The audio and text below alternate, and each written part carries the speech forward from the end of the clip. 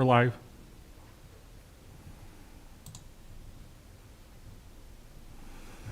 Good evening. I'd like to call to order the special town council meeting for September 9th. If we could stand for the Pledge of Allegiance. I pledge allegiance to the flag of the United States of America and to the republic for which it stands, one nation, under God, indivisible, with liberty and justice for all.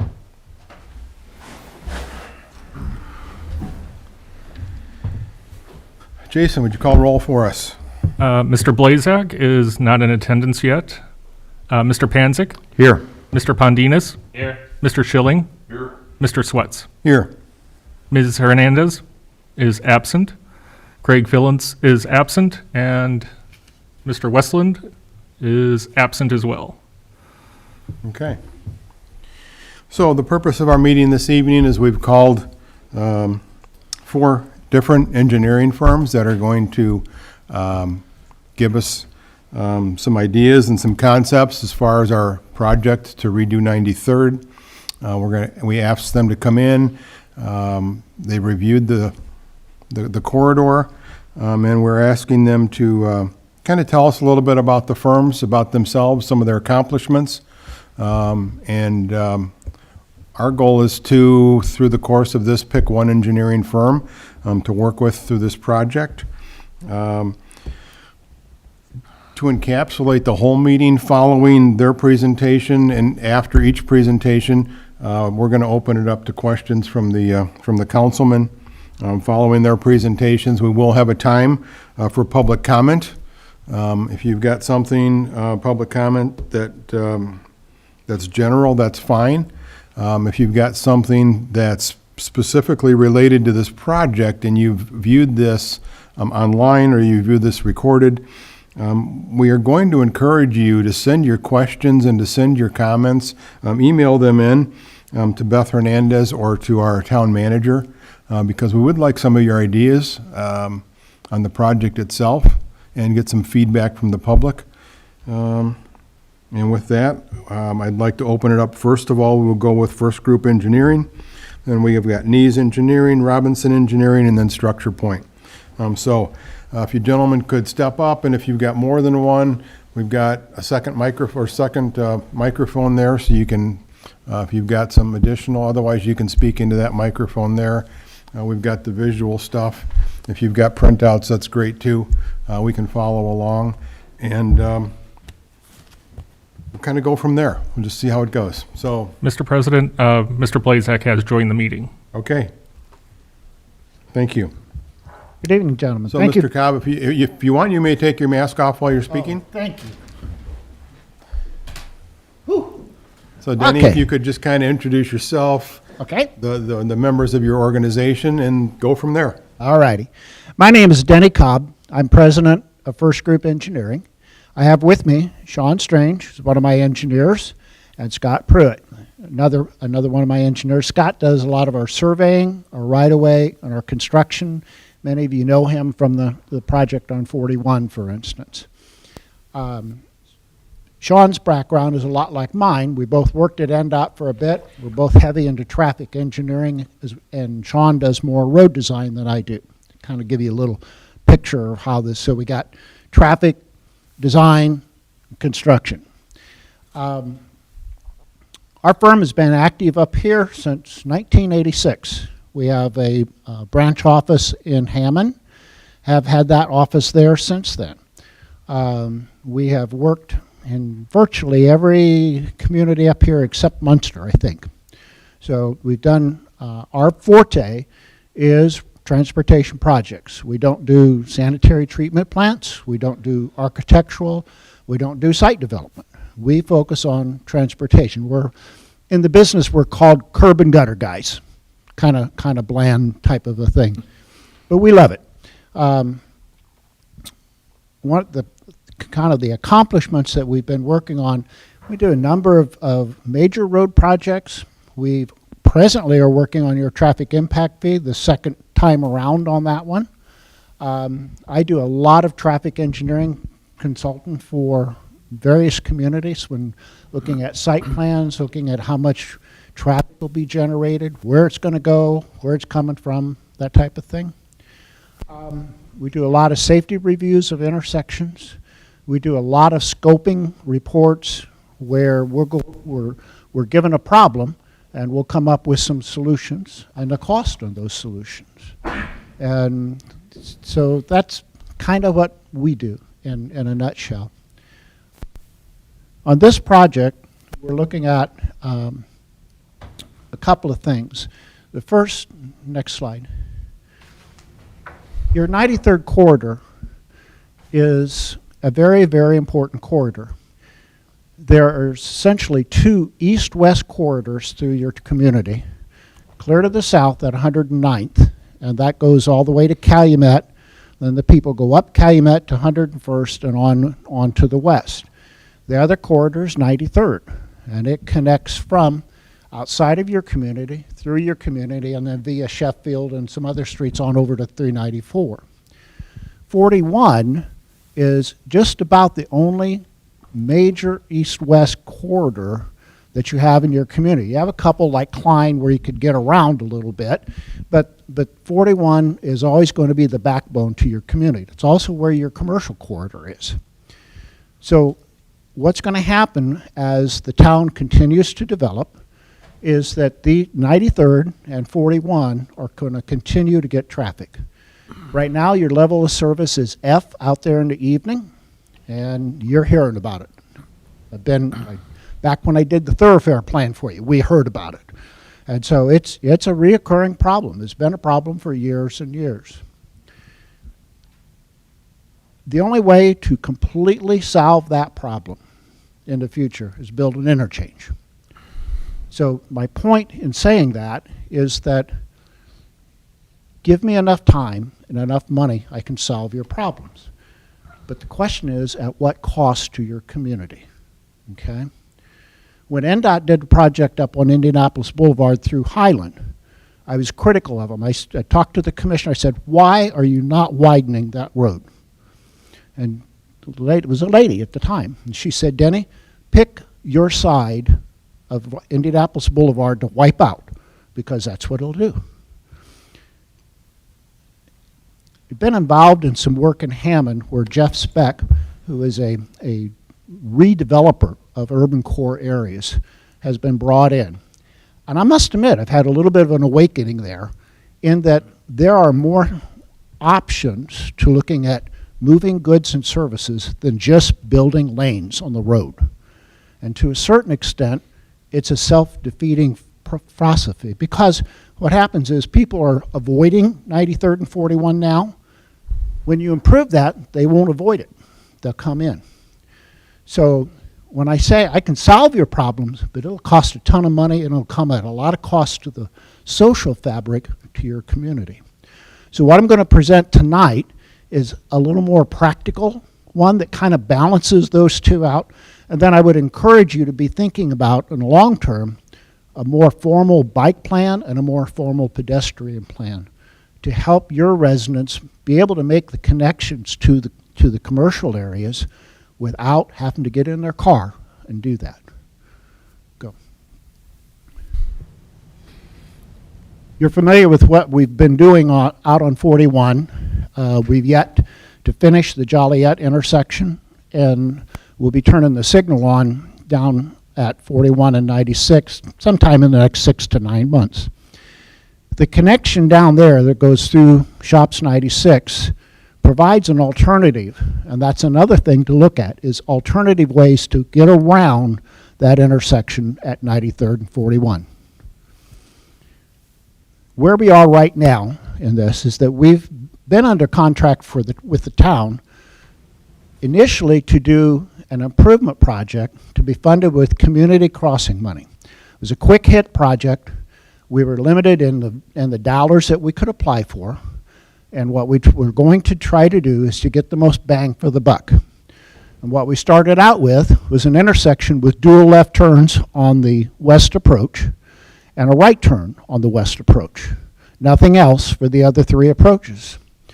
We knew that the parcel in the south east quadrant had just been purchased and had some discussions with that developer about the potential for a northbound right turn lane and additional lane on 93rd in that quadrant.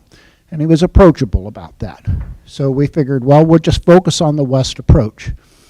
Part of that west approach was doing work that involved the church on the corner.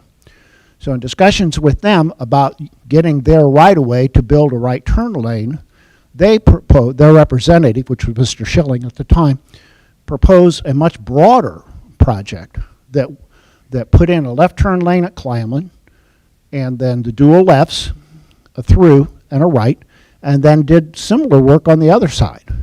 The next few slides will kind of show you what our interpretation of his recommendations were. This is a blow up where it shows the left turn at Kleinman and the dual left turns on the west approach with the right turn. And you can see where we're going into the church property there. Next slide. This is the other side, and if you notice, there's a right turn lane there that gets really, really close to that building that is not got a business in it right now. That's a real problem right there.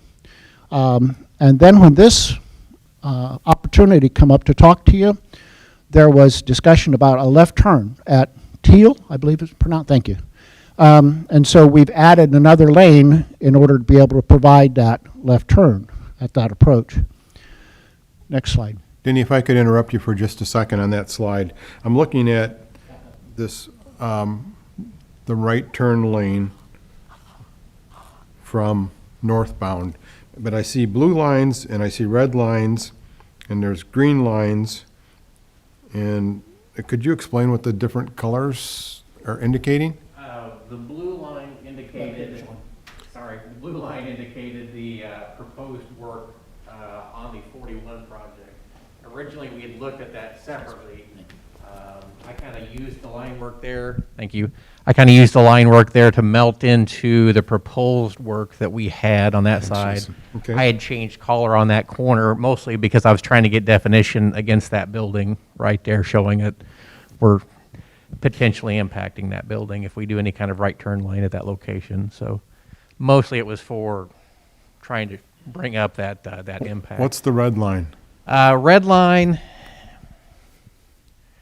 Right away? yeah, I think that's the right-of-way line that I had sketched in there, and the blue line is the proposed right-of-way line right Okay, there. so the red is the right of way that we currently have, Yeah. you're thinking?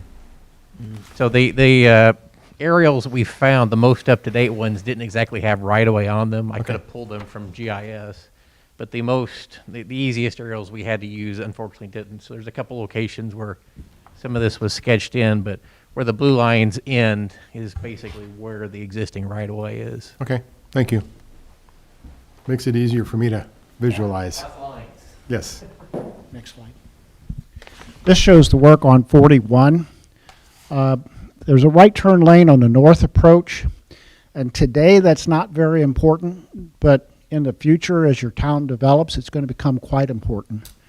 And that will be an expensive corner to work on, because you're going to be getting into the drugstore's parking lot and their sign there. So that's going to be a doozy to work with right there.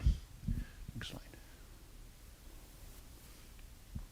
One of the things we threw out there to look at and cost up was when 96 gets built, you'll be able to use Joliet to come up and then cross 41 at 96 and go over to Kleinman. Kyleman. And so that would provide an alternative to going through on 93rd for some people that are located close to Joliet. The problem will be getting out from Kleinman onto 93rd. It's Kyleman.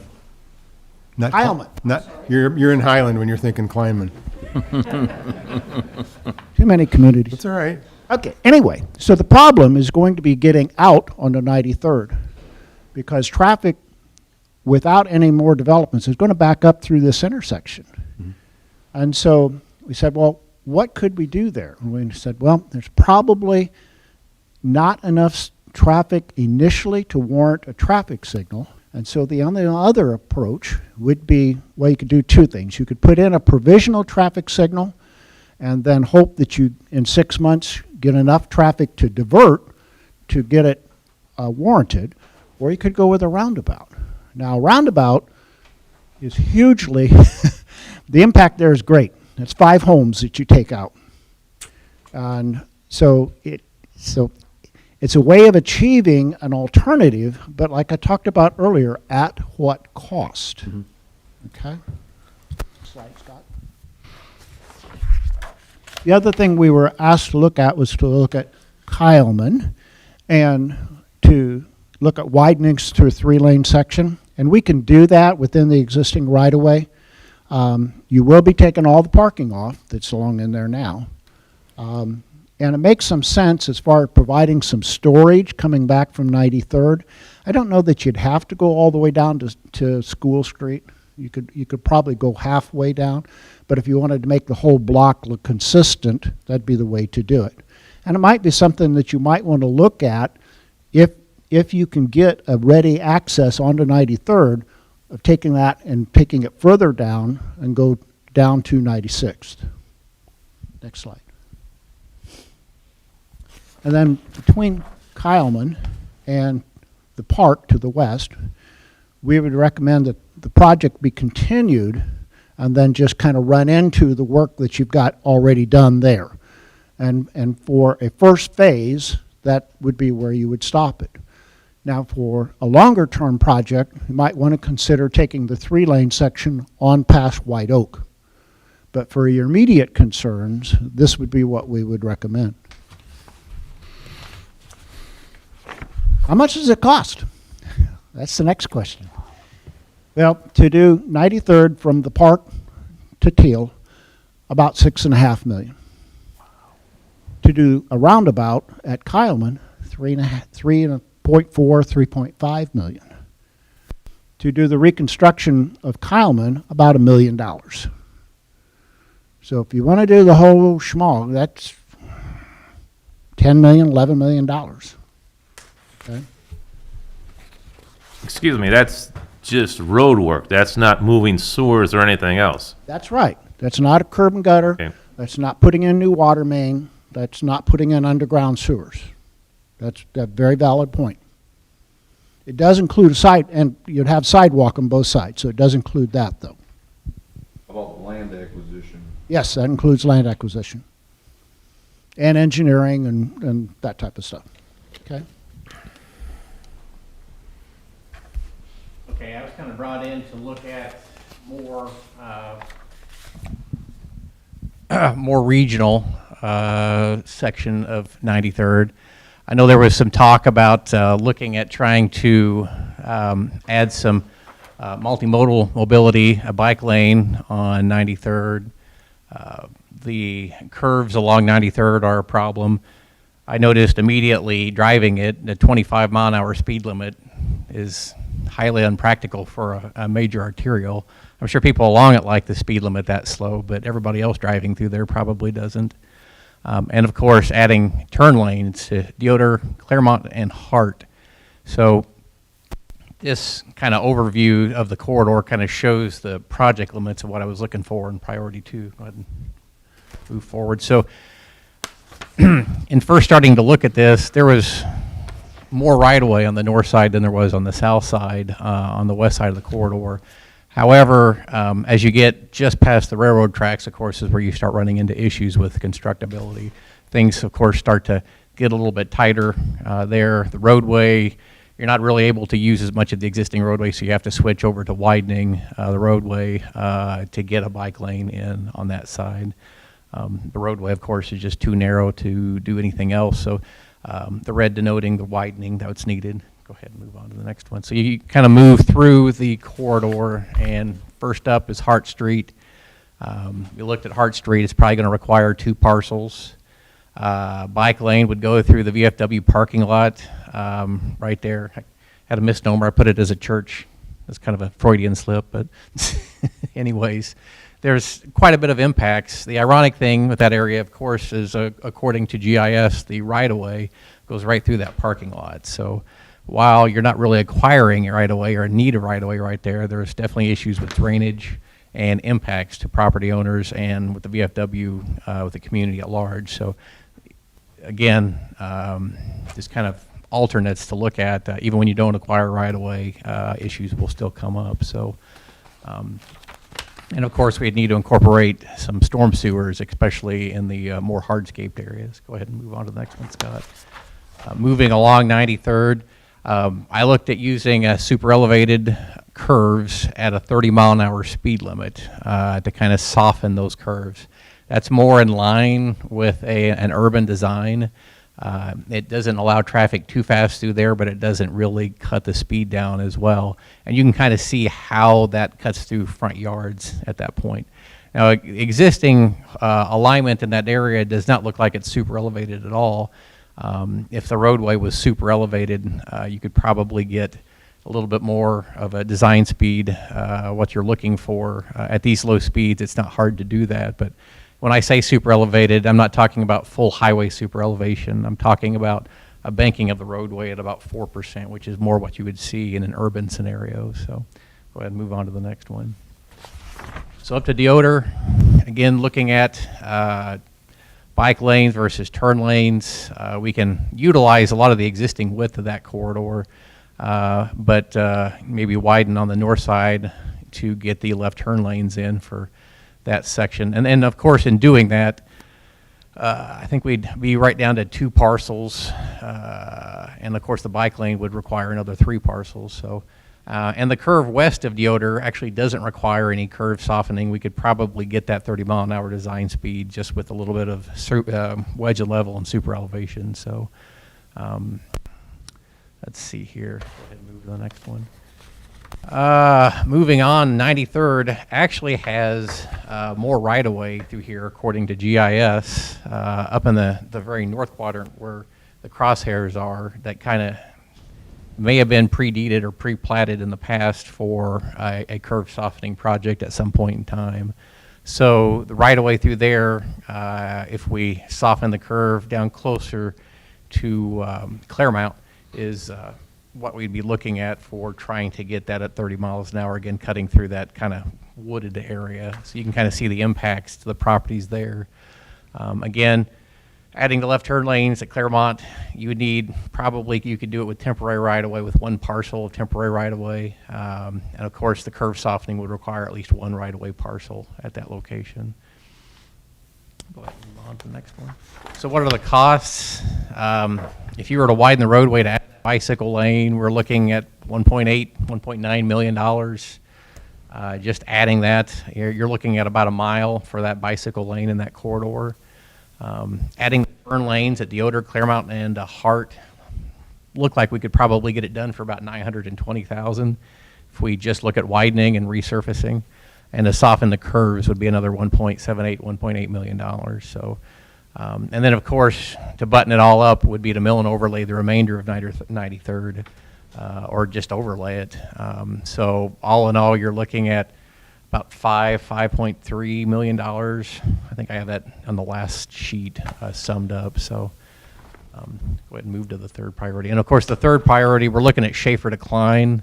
Right for the middle school right there, you have an existing 3-lane section. That area is, of course, developing rapidly. You're looking at more entrances and exits that have already developed there between Schaefer and Klein. So we're going to look at propagating that 3-lane section to the east, basically running it over to Klein. Go ahead and move it to the next one. And in this section, there already looks to be platted right-of-way for this kind of work. I didn't look to see how much it would require, of course, records check, but it didn't look like, especially starting at the first section, that there would be right-of-way required. So although we would look at having to possibly reconstruct the roadway through here due to drainage issues. Let's see here. So no right-of-way to be reconstructed. So go ahead and move to the next one, Scott. And of course, once we go through Mallard and Concord, those intersections are already set up or platted for right-of-way for the improvements. So 0 right-of-way parcels there, linking into the new neighborhoods to the north and south. Go ahead and push to the next. And then of course, you can kind of see once we get over to Klein Avenue, there's actually already been right-of-way platted for the northwest corner. And I think there's been right-of-way platted for the southwest corner that has not made it into GIS yet, but that's the proposed roundabout that we looked at sizing in that area. That's just a single lane roundabout. And of course, right now, depending on how it's platted, I'm looking at 3 right-of-way parcels to get that roundabout in there. So go ahead and move to the next one. Okay, so we added the continuous left turn lane from Schaefer to Klein. That section, we're looking at about 1.7 million to add in that widening. And of course, the roundabout at Klein is not going to be near as expensive as the one at Calumet. Because it's a single lane, not hitting any houses, and it's out in the middle of the open terrain area, we're looking at more 1.1 to 1.2 million dollars to build that roundabout. And then, of course, anything to mill and overlay, if we try to button up some of the sections, might be another 360,000. So go ahead to the next. I went ahead and added up everything and all the priorities. You're looking at between the 1, 2, and 3. The sections that Denny was talking about, the improvements there at 93rd from Park to Thiel, the roundabout at 93rd and Calumet, and the reconstruction to widen Calumet to 3 lanes is about 11 million. Now, frankly, you could probably, I would highly recommend against the roundabout at Calumet due to cost and the impacts. But sometimes I'm surprised at what a community is asking for when they're looking at something like that. So if you take that cost away, you're looking at something more around 8 million or less to do all those improvements.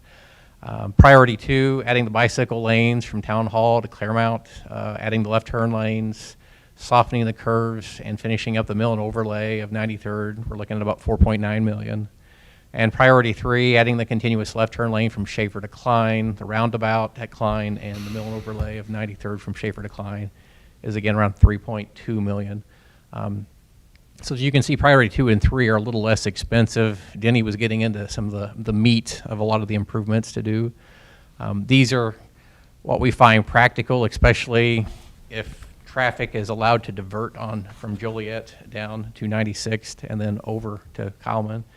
That would probably be your best bet on softening the amount of traffic moving through the 41 intersection at 93rd. So, but that's kind of where we run at on costs. Hopefully gives you something to chew on as far as what decisions can be made and what kind of priorities you assign to each one of the improvements. So, and I'll give it back to Jim. Next step is, how do you fund it? Well, fortunately, this Friday, NERC is opening up applications for their next round of funding opportunities. The downside is you won't be able to build it till 25 or 26. So it's a lot. That funding source is 80-20, and so it's very helpful if you can wait that long. So one thing you could consider is kind of breaking some of this work up, some longer term that you could get started on, some shorter term that you would do with a bond issue or other funding, or community crossing funding for some of it. There's a number of different sources that you could use. So at that, it winds up what our presentation is. So do you want to do questions at this point and then open for public comment, I believe? Yep, some questions. Go ahead, Paul.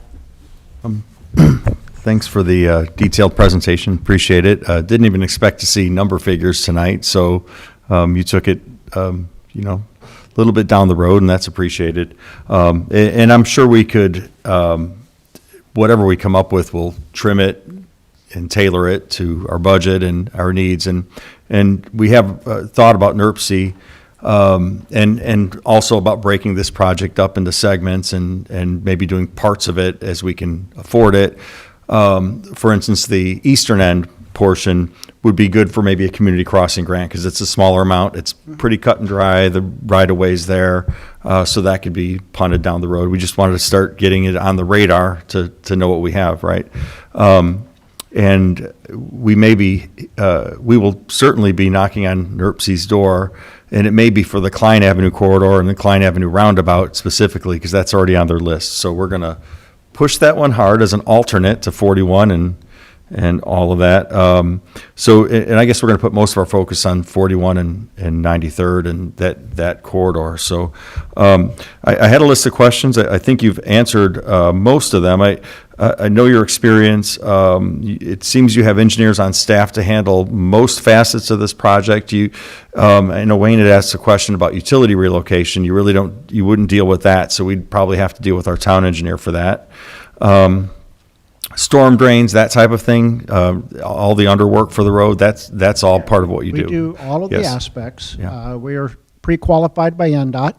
We're pre-qualified in right-of-way and utility coordination as well as design and traffic. Okay, So all of the various elements, we have those pre-qualifications. okay, very good.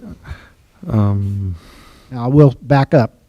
When you do right-of-way acquisition, the appraisal and the buying would be subcontracted out because it's a very specialized service, and we use NDOT's certified appraisers and buyers for that work. But other than that, we do all of our legal descriptions, plats, transfer documents, all of those type of things.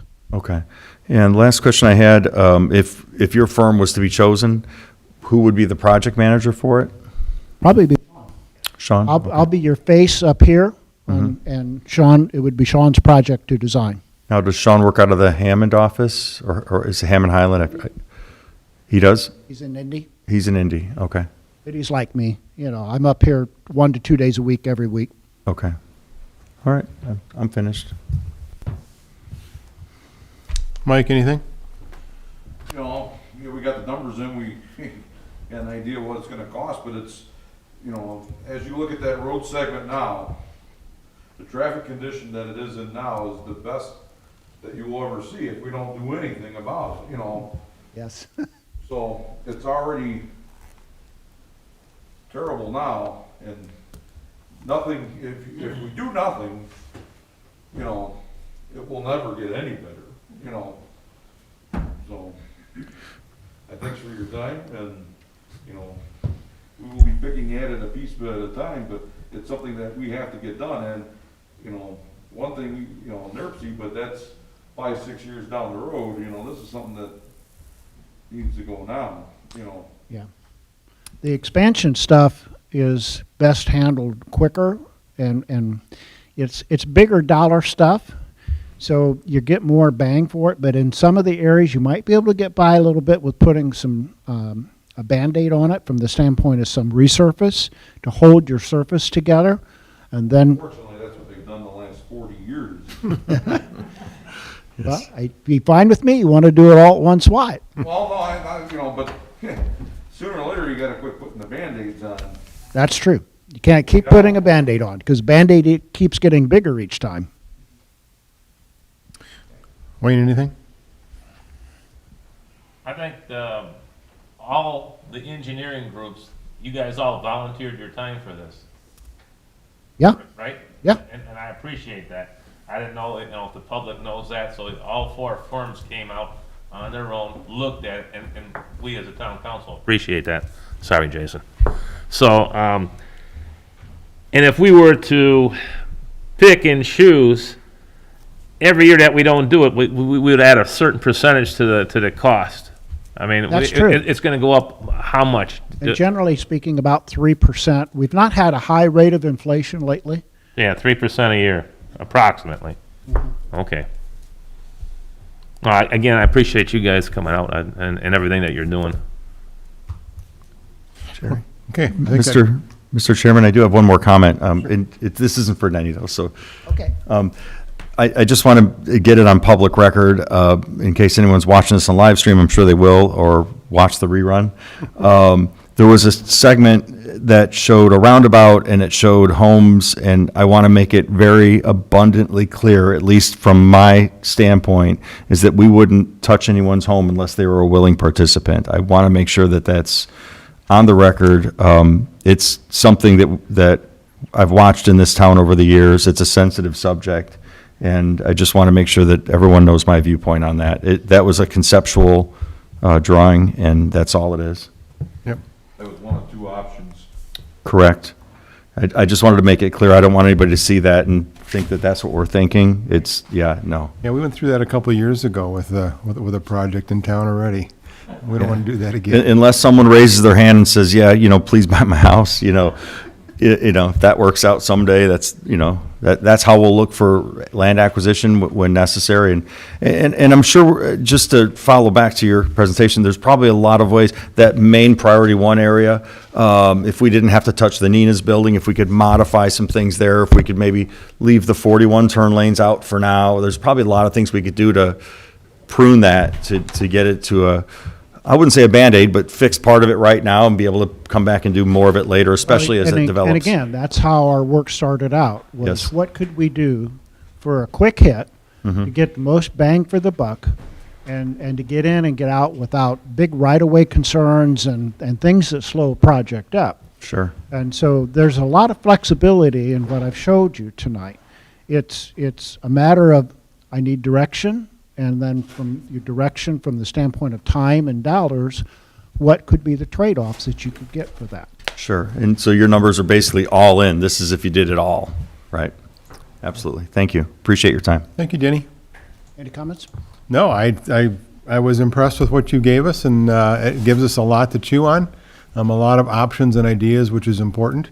Didn't get into as much about your firm as what we're looking for out of some of the others, because familiar with what you've done for the town. So thank you very much for your time, your energy, and your efforts this evening.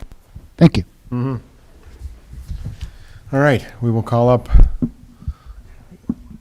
Anybody wants the electronic version of the presentation, I can just leave it here. Okay. Got the PDF and the PowerPoint on there. Thank you. Thank you. And now we'll turn it over to Nees Engineering. Good evening. Is it Nees, or are we doing an acronym? Is it NIES? NIES. I'm sorry, I apologize. Engineering Solutions. Yes. Thank you very much. Appreciate it. We do not. Solution Services installer. Thank you, sir. No need to apologize.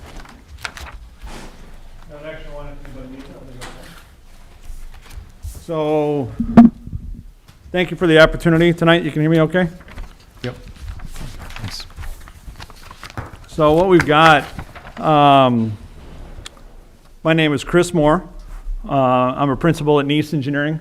I've been with them since 2007, 2008, and became a partner in 2013. Matt Mahalik is with me now. He's one of our engineers that have been working with us for some time now. And together, we make a heck of a team. We got other people in our firm.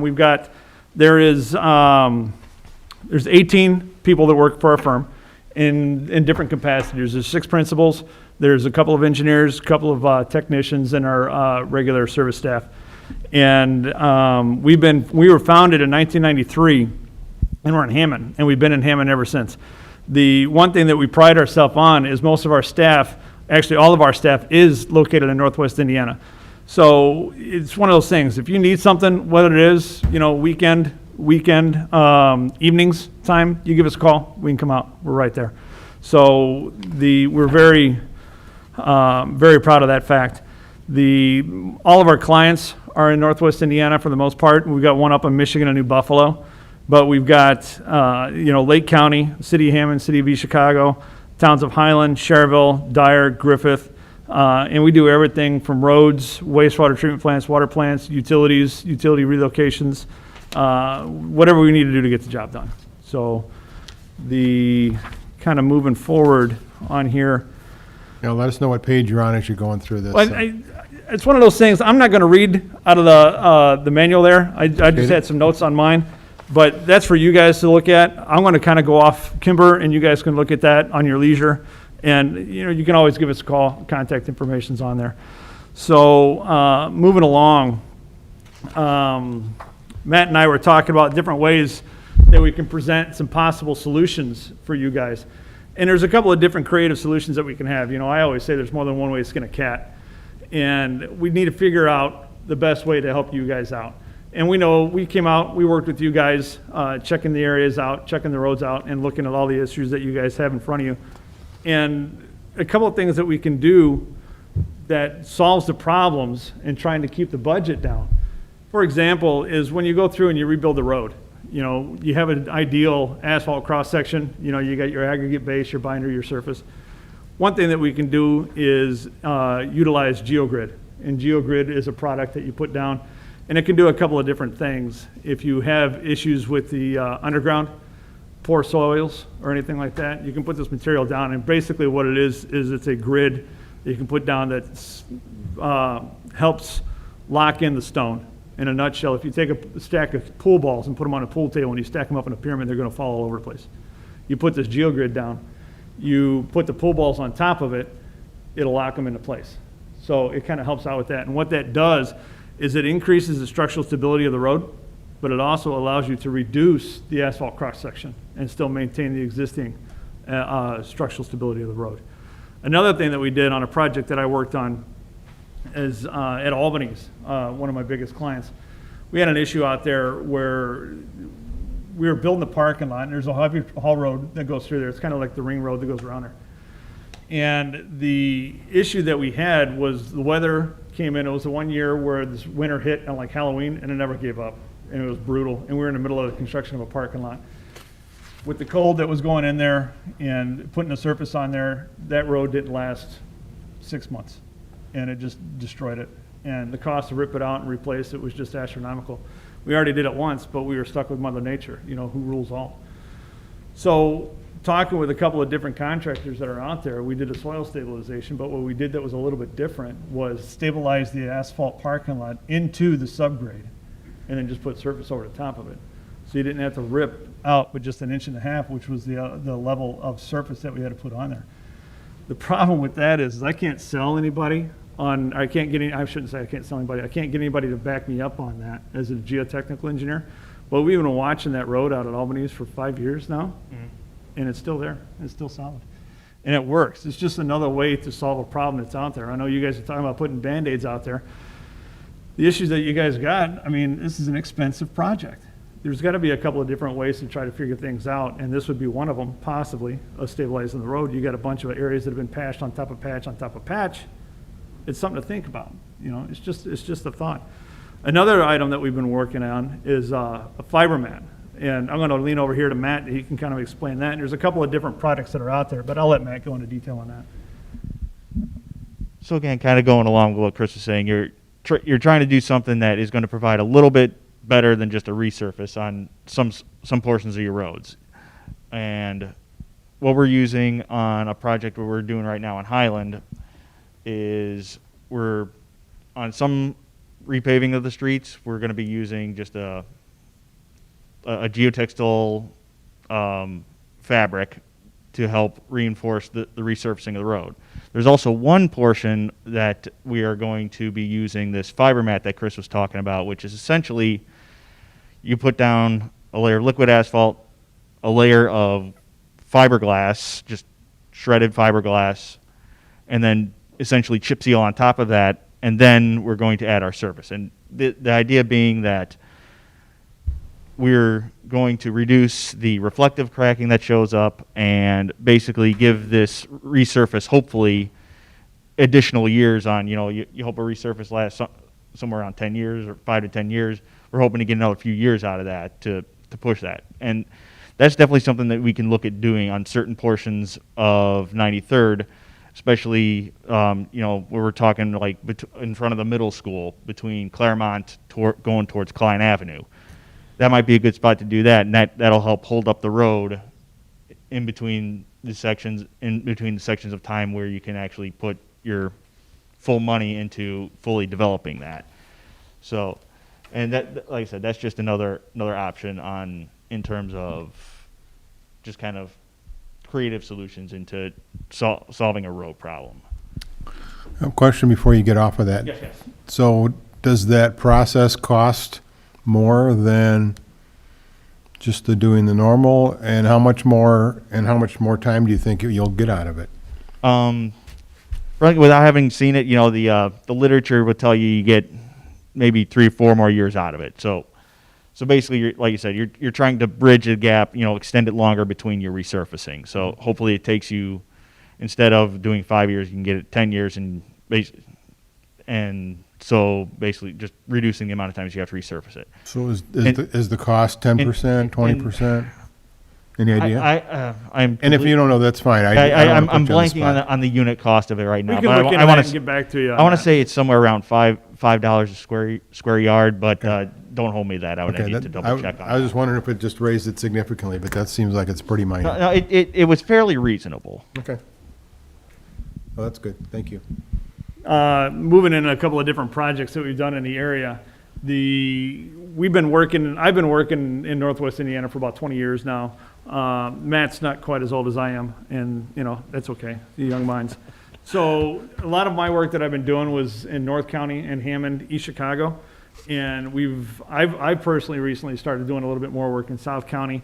The firm that we've been in, when I started working for them, I never went to go look for them because we never crossed paths. And the reason why we crossed paths is they were South County and I was North County. So once I started talking to them a little bit more, realized that we do the same thing. And I recently started doing a little bit more work in the South, and we've been working with Lake County, doing 101st. And the way we went through and did that is we come up with a handful of different ideas. We want to do a road that you guys want to do, not what we want to do. So like I said, there's 100 different ways to skin a cat.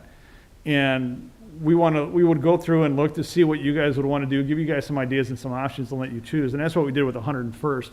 And we met with staff trying to figure out exactly what they want to do.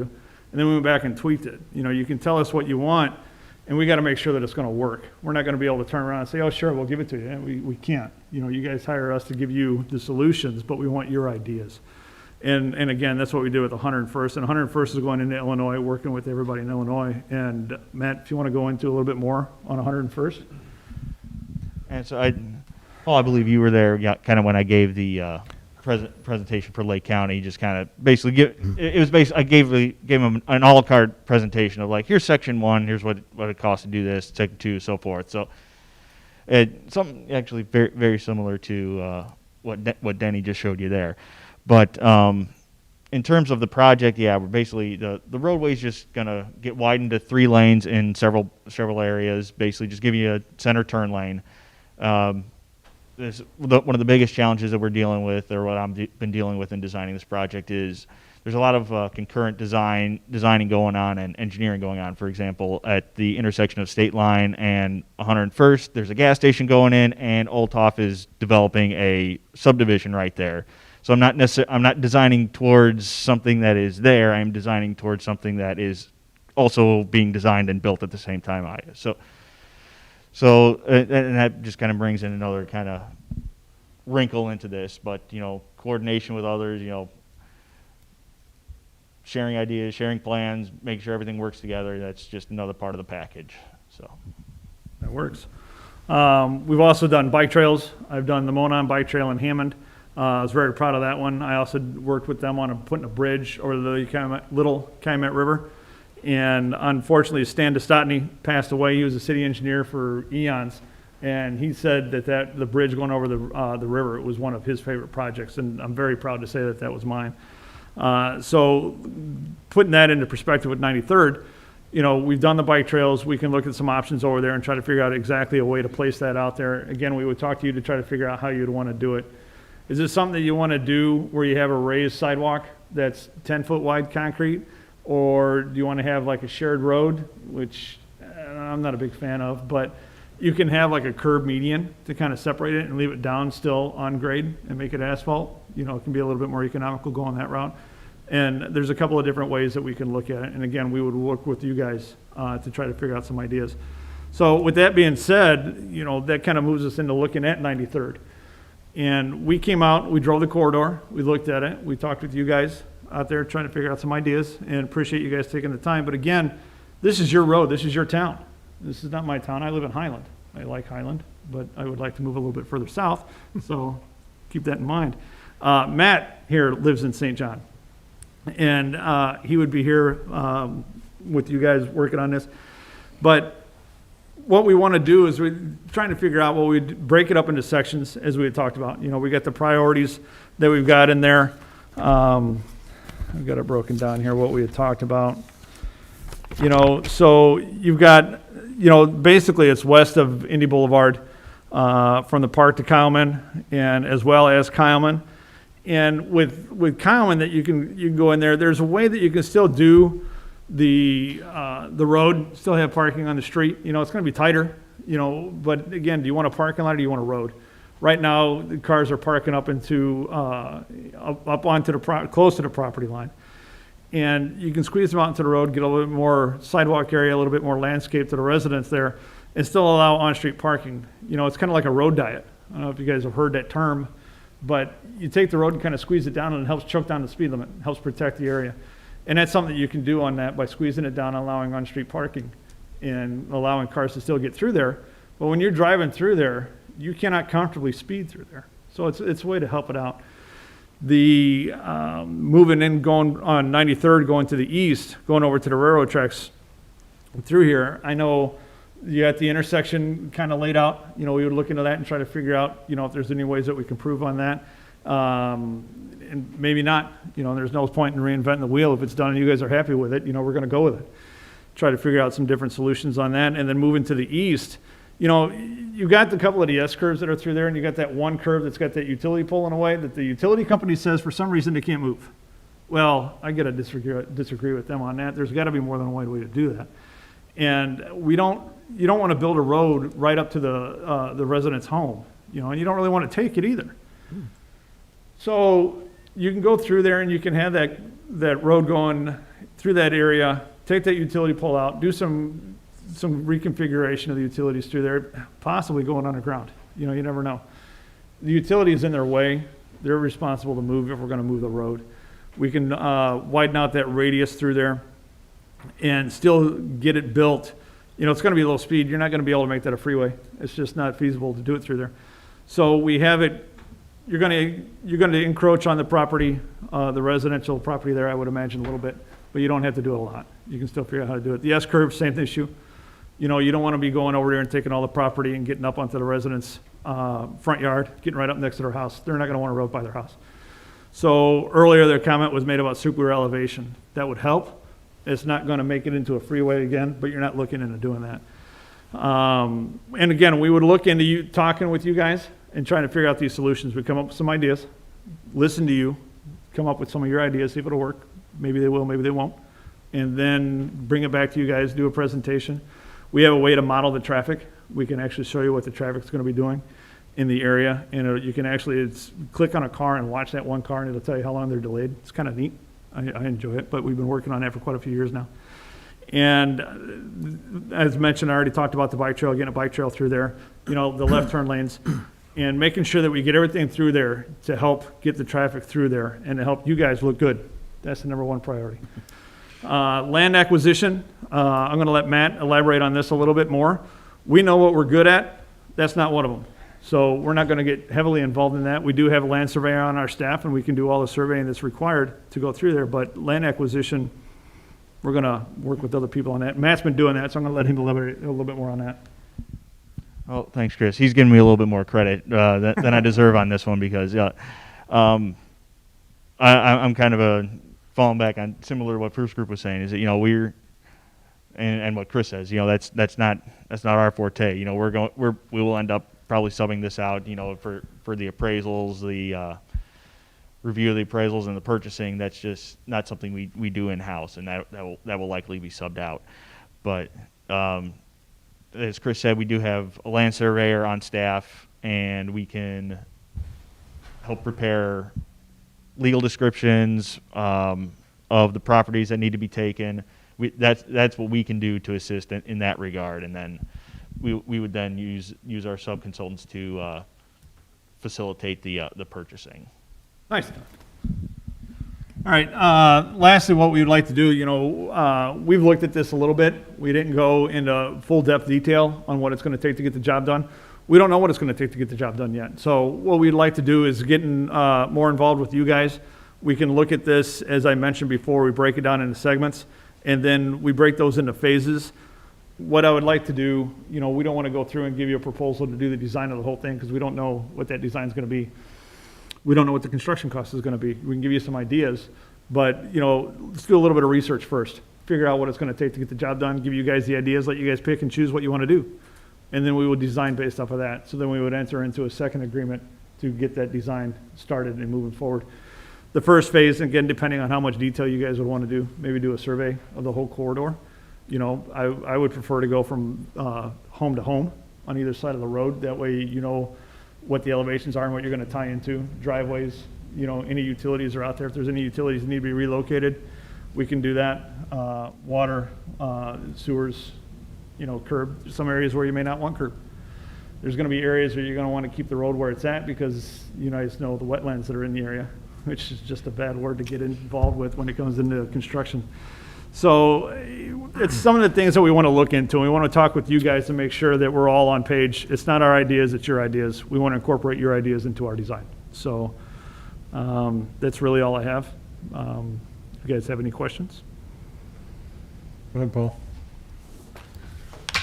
Thanks for the presentation, very much appreciated. And I have, and for everyone's benefit, I'll just mention that I've sat in a meeting or two with you all at in Jerry Tippy's office, and they analyzed the 101st Calumet 109th corridor, and had it all diagrammed out in an a la carte way where you could pick different amounts for different things. And that's normally something you get after you've paid for a certain percentage in engineering, 10, 20%, something like that to get to that point.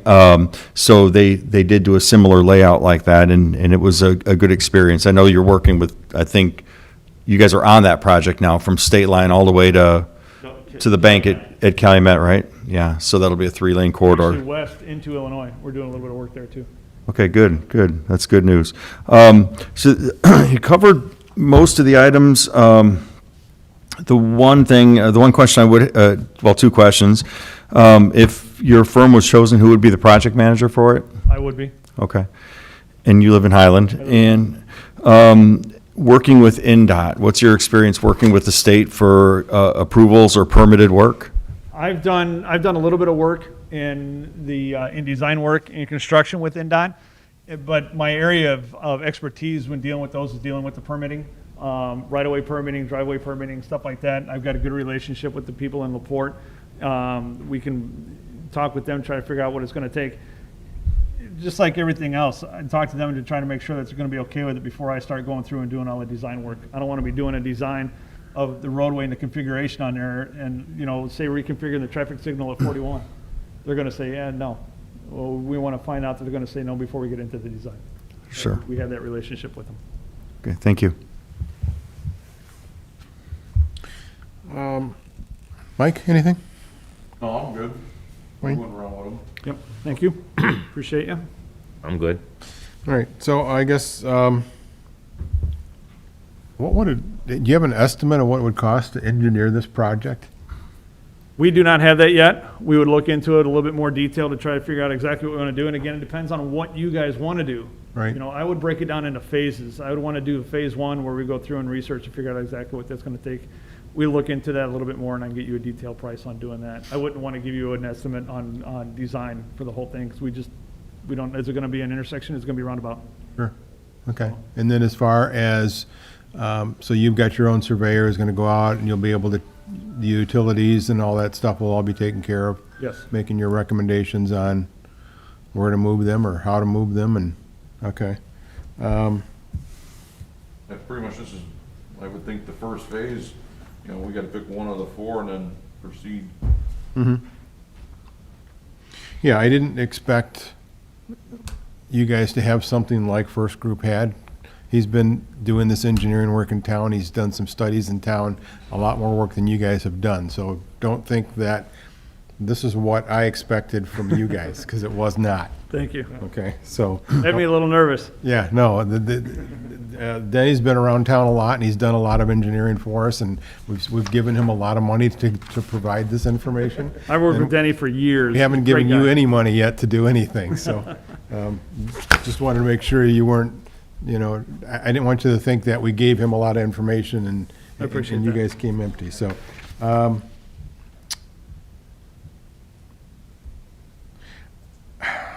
I guess other projects, I guess, would be my biggest question, similar to, you know, doing something like this. I know you're talking about 101st from State Line, but, you know, what about some others for some of the other communities?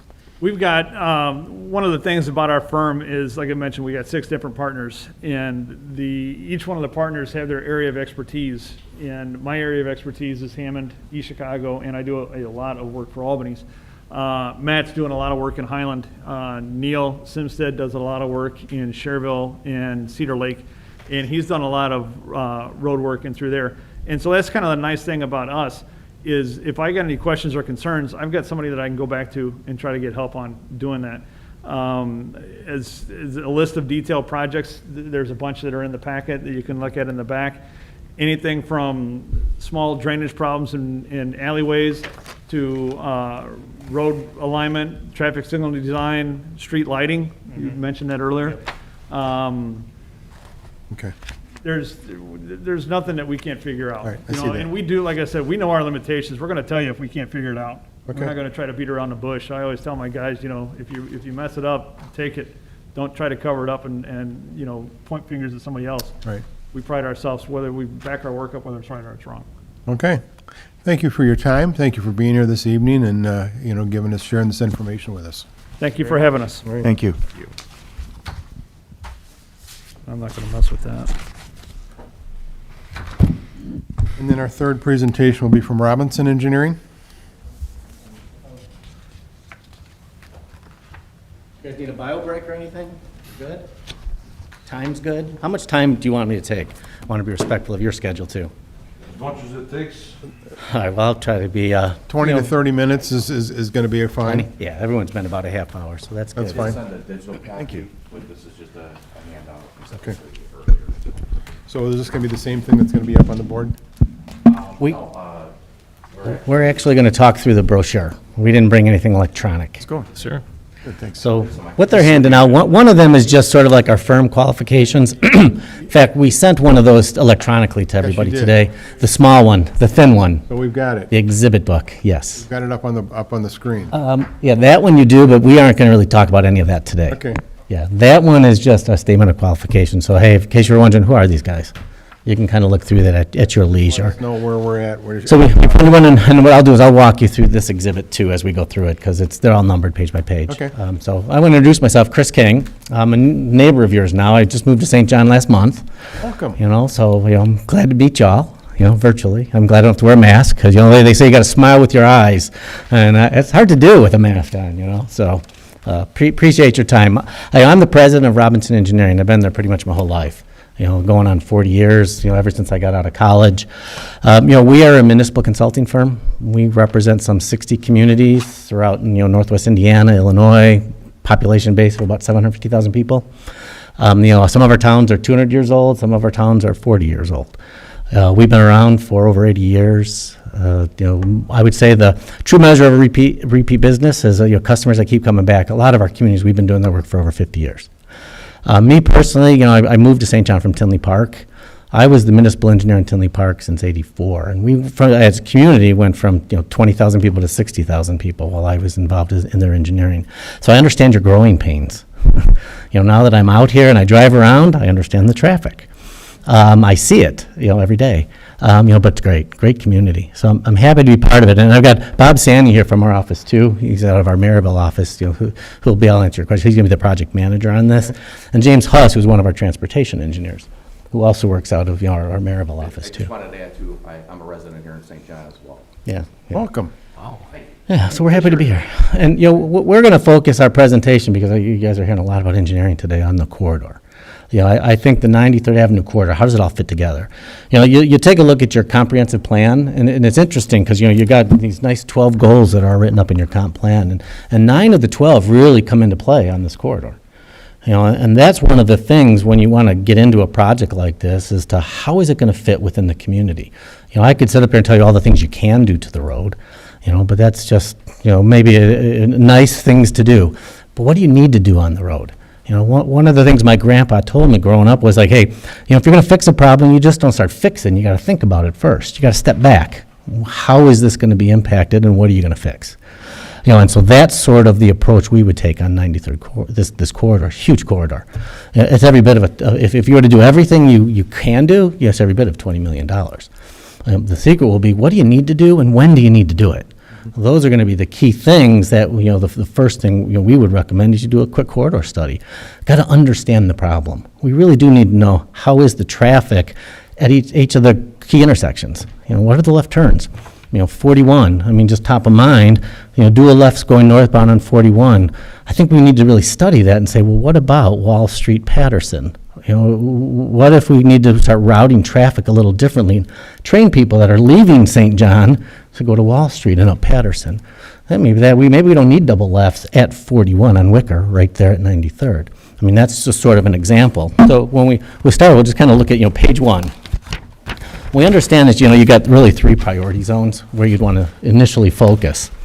And then in the end, how do each of the priority zones fit within a master plan? That's what the corridor study is all about. The priority zone, pretty much at Wicker and 93rd, quite a mess, a lot of traffic movements, a lot of conflicts. How do we eliminate some of those conflicts? We'd really want to know, how that's a study that with a lot of traffic counts that you really need to get resolved. See, the biggest problem I see from 93rd Avenue, it's screaming to be an arterial route. I mean, your comp plan even calls it an arterial route, but it doesn't function as one. You got all those single-family homes with driveways. That's a collector, and that's in conflict, direct conflict. And that creates a lot of your issues. So, how do you try to respect what it is and then improve the flow of traffic on it? I think the other thing you want to think about from a roadway is, it's easy from transportation always was, what about the cars? Complete streets is really what you want to start to think about. This is great that you're thinking about bikes. We have to think about pedestrians. We'll talk about that a little bit as we get a little farther into the presentation too. Priority zone 2, we know is the stretch going to the east of that, and priority zone 3, to the east of that again, which is as you get to the very east end is where the road starts to function like an arterial, like you expect it to. So if you go ahead and turn to sheet 2, this is sort of like a blow up of, your priority 1, that intersection. And we know that there's a lot of conflict in there. And one of the things when we look at this corridor is we've got to understand what are the guardrails that got to be put on this. And that's going to take involvement, from the town council, from the residents, the business community. We need to have conversations with all of them. When we ever start talking about right-of-way, it slows things down, and it's very controversial. How can we minimize that kind of impact? I mean, that's got to be a real important guardrail for any community. Do we think right off the bat, well, 12-foot lanes, how can we go to 11-foot lanes? What about 10-foot lanes? There's things that you start to look at when you start to do the study on this thing. So this kind of gives you at least an idea of what this would look like. If we had to go with these double Fs on 93rd, what would it look like? In some point in the future, could Calumet go forward north and connect up? Could Patterson be cut off? Could we, train the people that want to go north on Patterson to go up to Wall Street and change the alignment a little bit at Wall Street, put in a curve there so it's a direct route? We can help eliminate some of that clutter with the turning movements at 41. So we go to page 3 then. And I think this was sort of one of when you step back and think about it from the 30,000 foot level, you got this town center. 93rd Avenue, that's one of your feeders right into it. Eventually, this town center is going to be a huge asset to this community. And we want to make sure that whatever we're doing on 93rd Avenue is an added feature to the town center. So I think that's one of the things that I talked about public involvement. We want to get the business community, we want to have some sort of connectedness with them, with whatever we're going to do, because they're going to be the drivers on your town center. Yeah, and if we go back to page 2 for just 1 second, I was going to mention that Civic Drive and at Thiel, that would be a nice, easy one to get that alignment fixed up too. It would take us to have to relocate the history wall, and maybe find a slightly different spot for that, whether it's just to the south in the Civic area, across the street. But this is one that could be done too, fairly easily, just to make some efficiencies at that intersection. And then how does the corridor fit if you go to sheet 4?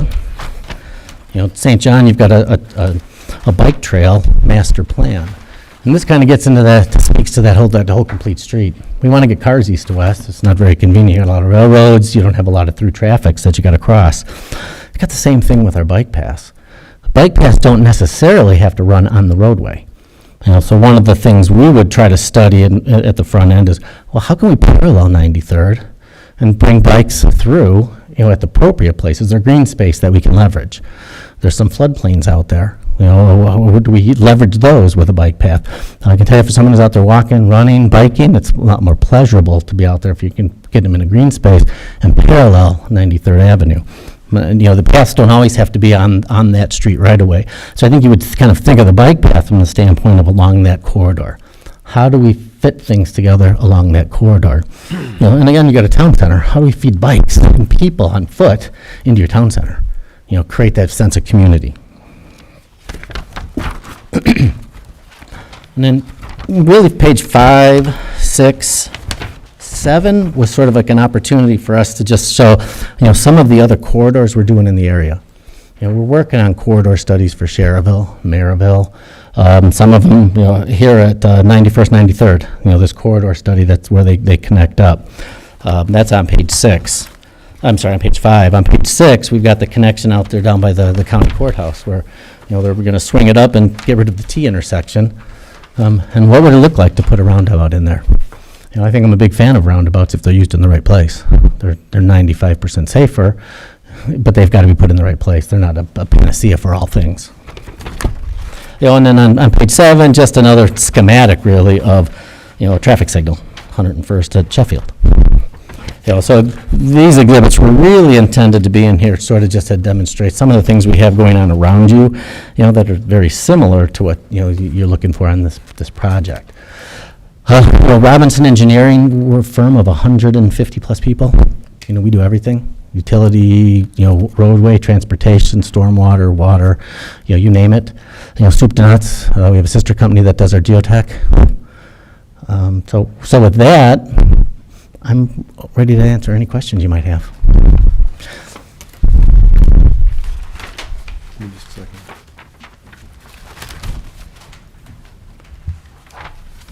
Paul, go ahead. Yep. You mentioned you have quite a large staff, land survey and land acquisition. We do land survey work, yes, but I can't even think of an engineering firm that does their own land ac. It's specialized. Sub it out? Yeah, we similar to sub that out too, what similar we'd to heard, the other okay. folks, yeah. Geotech, if there's any involved? Yeah, we have geotech, yeah. So currently, there's a large flood area south of 93rd near Cedar, and we actually have a significant right-of-way. It was platted there Yeah, a long time saw ago. that. So, but unfortunately, we can't use it. It would cost a fortune to cross it with the road. However, as you mentioned, you could maybe put a bike trail across that Exactly. eastern portion and Right. save significantly on right-of-way acquisition. Right, so if you have a dry land bridge that can go through that kind of a thing. What's nice about an opportunity like that is now you can build some education stations in there too. Yeah, What yeah. is a wetland? Why do we protect them? I think that's good for the public. Right. So, experience working with NDOT, because obviously it tangles with 41. Yeah, we've worked with NDOT in, Munster, a number of projects there, Hammond, East Chicago, Maryville, so we've had a pretty long relationship with NDOT too. Knowing we have to go through their process, because any of the funding you end up trying to get is going to most likely be federal, and that's going to require coordination with NDOT too. And a lot of the projects we've done are, federal projects funded, through NERC, through the local agencies. What about utility relocation, including, water lines, sanitary, any of that? Does your Yeah, we do firm all that. Yeah, do all we that? yeah. Okay. Yeah, we've got a full, resource staff of, water engineers, sanitary engineers, treatment plants. Yeah, we do all that too. Okay. So I think that's one of the, again, we step back and say, what's your master plan? How does this all fit within, looking at your atlases? So that's one of the things even the roadway engineers need to look at. This might be the time that we have to replace something that's really old or extend something to bolster the system. Last question, if your firm was chosen, who would be the project manager? Yes, I would be the project principal. Bob would be your project manager, and then James and a couple of other transportation in our Maryville office would be like the lead technical folks. Okay, but he'd be our point of contact. He'd be your point of contact, correct? Okay, very good. Thank you. You bet. Mike? I'm good. Wayne? No, I thank you for your time. and Oh, yeah. Presentation. So I had a couple questions. First from Bob. Being that you'd be the point guy and you're a resident that's been around for a few years, Correct. what do you see as some of the biggest challenges in town that we're dealing with when it comes to traffic? Oh, hello? Can you hear me? Try one more. Or come up to this. Just use it. There we go. Well, actually, I drive the corridor every day down 93rd. I see the needs, I see the traffic that backs up in the mornings and the afternoons. So I definitely share the vision that you, the council does to, start looking at these things and start resolving them. So, being a resident, I'm, vested and committed to, the things that the council wants to do for these improvements. And what major projects have you spearheaded here recently? Well, actually, one of the major ones that I'm pretty proud of is the emergency vehicle preemption project. It was a regional project with multiple municipalities, and that's the emergency flashing lights. St. John was actually part of it. So we got some funding for that. I was involved with that from the initial application.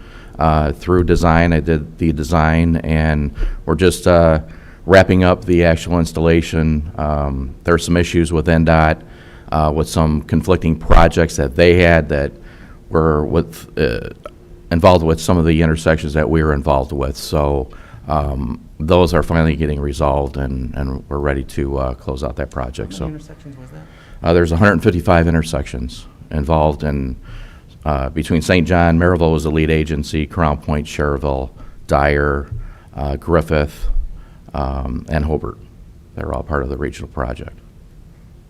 Okay, so then the next question, I don't know if it's for Chris or if it's for Bob, but grant work, have you done any grant work for trails and paths and things like that? Bob, because we could all speak to it. Absolutely. A number of them. I've designed some of the bike paths, see, like the area Lackawanna, Cherville, that's one of the bike paths that I did some design work on some years ago even.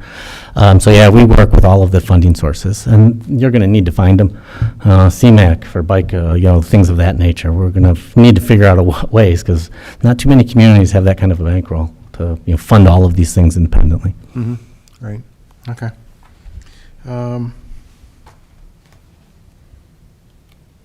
That's all I've got. I got a question about the corridor study. What does that involve? How do you do it? And Part of it would be, traffic count, it's first assembling a lot of data. We're going to need to see what's been done, what hasn't been done, what kind of traffic counts do we recommend, what needs to be done to understand the problem. Stepping back, it's like your Thielman quick question, or a Kyleman, I'm sorry.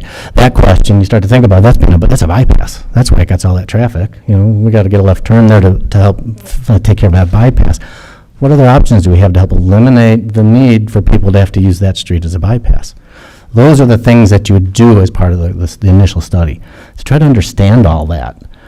We'd have to look at, what is your actual right-of-way? It's very narrow in some areas, 40, 50 feet, nothing more than that. You've got residences that are fairly close to that right-of-way. You've got to understand all that. I'd like to have a public meeting early, get some feedback from the people that are going to be most involved by this corridor. Come in and hear what they have to say. Right. I think that's real important. And so all of those kinds of things help you tailor what are the alternatives, what are the options, so you can think it through and say, what do we really need to do? And there's going to be short-term things, and there's going to be some long-term things. The long-term things are really the most important, because those are the ones you can plan for as you go forward. You got a market involvement here with a lot of redevelopment. I think a lot of things can be driven by the redevelopment. Right. Okay. One thing I'd like to see them use some of the traffic studies and stuff that's already been done, they've done them Yeah. over and over for the last 10, 15 years. We studied this and studied that, and Yeah, we would want to see all that information too. Right, we've got brand-new traffic studies that are, Traffic counts. yeah. It's a new world. just Yeah, because we're working on it. The impact fee, they said the study they did was outdated, and it was Yeah. 3 years ago. And- Well, nothing was done from the time they did that study to the time it needed to be redone, so. Yeah, in my a lot of experience. money on studies. Yeah, and I know in my experience, what happens often is that they do these projections too, or they get them from a planning agency. And so it's planners that are projecting based on something that's never going to happen. And so you end up designing for something that's far more than it'll ever be. Right. And that's one of the things you want to protect against. Yeah, so with the study that we had was pretty really in-depth with actual counts, which was a couple of years ago. Yeah. And unfortunately, nothing was done with that study as far as the impact fee. So we've resurrected that. So in order to do that, we also had to come up with brand-new traffic studies. So those numbers will be available for, Yeah. the firm that we select. Yeah, the key will be on a project like this will be not just daily traffic, but your turning movements. And, something like at the intersection there of Wicker, 93rd, Patterson, you're going to want to actually have a count done so that we know who's going northbound, going west, and then taking Patterson. That's a critical piece of information. That's a movement that we want to be able to quantify. How many people are coming westbound and to go to Patterson? You got a lot more storage available out on Wicker. And there's things like that you look at. So I have one more question, Mr. President. Just glancing through your book, your company's doing the Calumet Avenue Munster project, is that Yes, correct? Correct.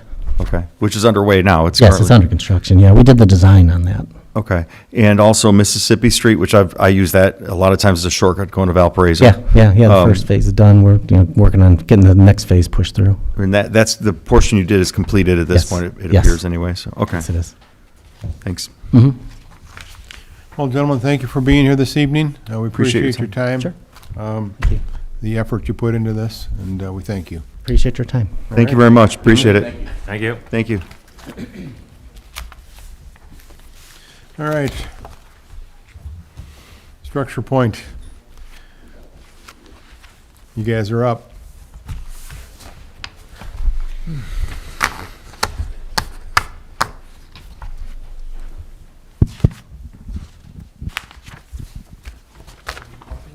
No, we'll be sharing the responsibilities. Thank you. Good evening. I appreciate the opportunity for coming in this late in the evening and taking up your time this evening so that we have an opportunity to present ourselves. My name is Chris Murphy. I'm a vice president with Structure Point. I've been with the company for almost 20 years now. I am located in Indianapolis, and I am the principal in charge of the region area of Indiana. I spend a good part of every week here in the region. I have office space in our Highland office and make sure that I am involved with each and every project that we're accomplishing in Northwest Indiana, in the region. With me tonight, I have several of our Northwest Indiana residents and employees in our Highland office. John Kennedy, who I think you know on a regular basis. John is very good at what he does, providing public service to the communities of Northwest Indiana. Our goal is to always bring benefit to the communities that we work in. If we can't do that, then we're not helping you do your job as leaders of these communities. Also with me tonight is Eric Wolverton. He's manager of our Highland office here in Northwest Indiana. He's project manager and will be project manager on this job. And also with me is Gina Sessions. She's project engineer in our Highland office. They all live here in Northwest Indiana, and Gina will be project engineer on this project as we move ahead. I do want to note a little bit about our company history. We're 54 years old now. Our company started in 1966, and we started work up here in the region area about 25 years ago, in the mid-1990s, and we've been working here steadily ever since. Chris, if I could interrupt you for just a second. Can you mute that? I've been around that counts, which was a couple of years ago. Jerry, we have a current one up. As far as the impact fee. So we've resurrected that. So in order to do that, we also had to come up with brand new traffic studies. So those numbers will be available for the firm that we select. Yeah, the key will be, project like this will be not just daily traffic, but the traffic. He's coming through there. He's on, Something like more he's on a delay. No, that's, I think he's listening to the live stream. Oh, so he's behind. We have the current studies through July. Okay.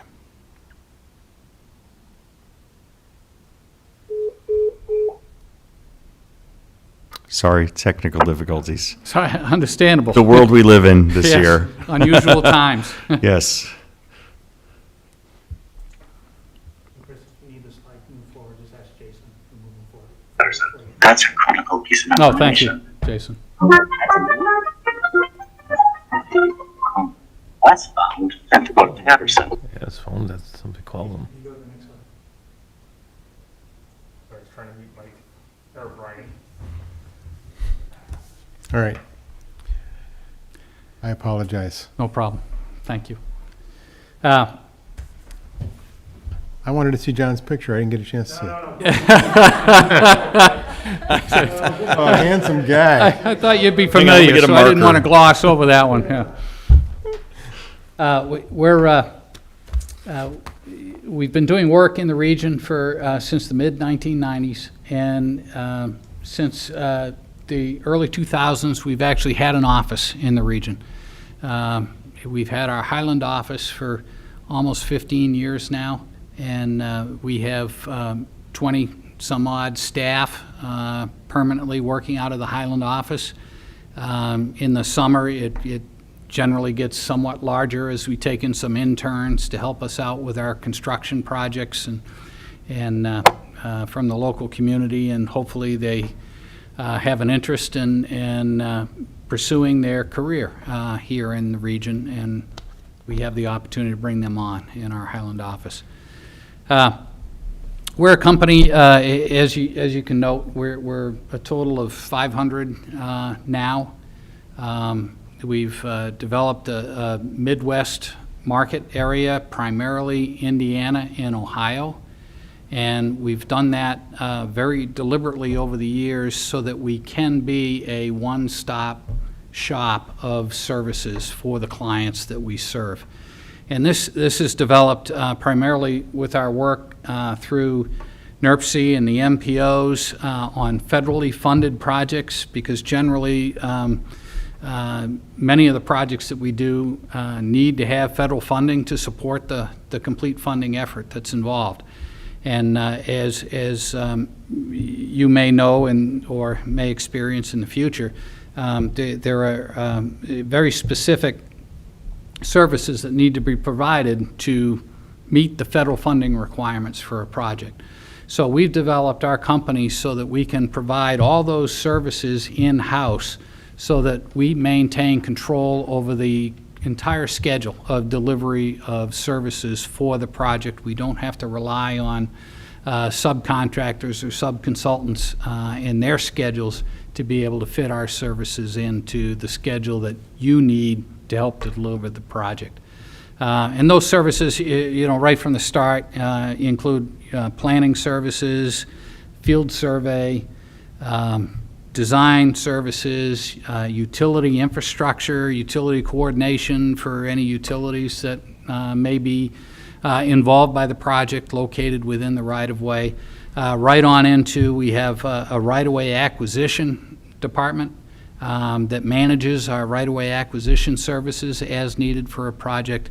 And we even include, if necessary, we have a landscape architect on staff. We have lighting experts on staff, and then right on through to construction services. As you know, using federal funds, they require, and NDOT requires that there are professional inspection services on a project that provide for the observation to make sure the contractor is building the plans in accordance with the plans and specifications, which are all reviewed and provided by NDOT. So, we, as you picture it, we seem like a very large company, but we've had to do that to be able to provide those one-stop services to our clients. And we think it's been a very positive delivery method. We're very capable of delivering projects on schedule and ahead of schedule, particularly as funding demands that we have projects to construction in a prescribed time frame. With that, I'd like to ask Eric and Gina to go over some of our project experience as it may relate to the improvements that you have identified on this particular quarter of 93rd Avenue, and show you what our experience is on those particular elements that can provide the delivery of services that we believe that you guys will be best beneficial to your community and your leadership. Eric? Thanks, Chris. Good evening. Thanks for having us. Good evening. My name is Eric Wolverton. As you can see there, project manager out of our Highland office. I'm actually the office manager there. I've overheard some questions tonight regarding project commitment. That would be me. I'm a resident of Lake County. Lived here for, going on 17 years now. Told Paul the other day I have 6 kids and they all go to Lake Central, so I'm here for a while. Another note there, pride ourselves at Structure Point in delivering projects, and in my 10 years of Structure Point, we've delivered over 75 successful projects. Gina, maybe a little bit of background real quick from you. Yep, I am Gina Sessions. Can you hear me on this? Mm-hmm. Okay, perfect. I've been with Structure Point. I've been a professional engineer for 10 years, Structure Point for 5 years, and I'm a lifelong resident of Lake County. I'm actively involved in everything that comes out of our office. So NDOT, local LPA, we have a great team out of Highland where Eric supervises, and we all follow through with client meetings or whatnot to provide the client everything that they might need. So with that, I'll ask for the next slide. So I wanted to talk in general just about project approach. I know Chris Murphy touched on these a little bit. This is kind of how we would look at developing these projects. So the first step that we always go through is what we call a red flag assessment. We really want to take a look, maybe at a high level, but things that could really cause the project to go sideways, to say. Some of the, so a lot of that is public data source research. Familiar with the Indiana map online that provides a lot of information in terms of wetlands, pipelines, those type of things, as well as IDEM has a virtual file cabinet where you can review hazardous materials and possibly leaking underground storage tanks in the area, as well as look at potential historic structures. So really want to get a handle on what we could be impacted with that's adjacent to the project. We've heard about a lot of the existing studies and traffic studies that have been done. That would be very important for us to get a hold of and be able to review those to make sure we can utilize the work that's been done to date in our analysis. As you can see on the right there, a roundabout, sometimes it's not the word that people want to hear, but it is a tool in your bag that can be utilized. And as you can see, our company's completed over 300 roundabout designs throughout the U.S., so we do have a wealth of experience there.